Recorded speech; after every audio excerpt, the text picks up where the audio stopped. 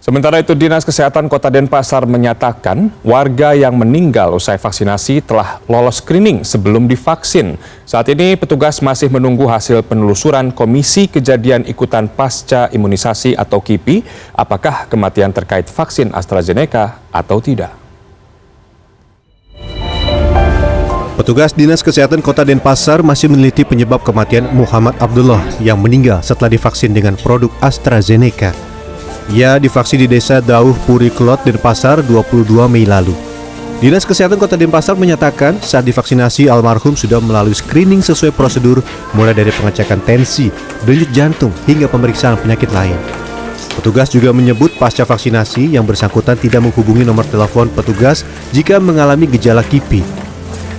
Almarhum tidak masuk dalam catatan yang gagal di sini. Berarti dia bisa ikut vaksinasi pada hari itu? Bisa ikut vaksinasi pada hari itu. Yang bersangkutan tidak ada menelpon petugas. Kan ada screening dia. Sebelum vaksin itu kan ada screening kan, meja screening oleh dokter kan.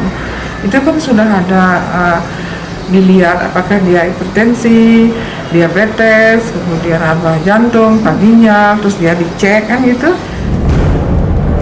Sebelumnya pada 6 Mei lalu, trio Fauki Firdaus, pemuda 22 tahun yang tinggal di Jalan Buaran 3 Durensawit, Jakarta Timur, meninggal dunia setelah mendapat suntik vaksin AstraZeneca di Gelora Bung Karno, Jakarta.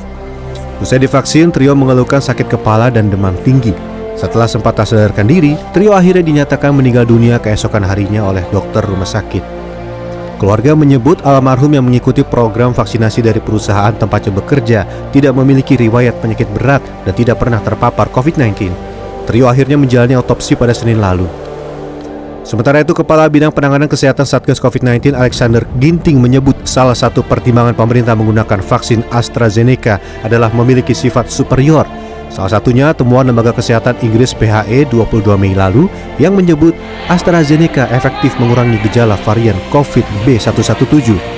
Meski begitu, Alexander Ginting juga tidak membantah adanya dugaan efek samping pembekuan darah. KIPI mencatat ada 16 laporan serius serta 889 laporan non serius program vaksinasi AstraZeneca di Indonesia. Tim Liputan CNN Indonesia.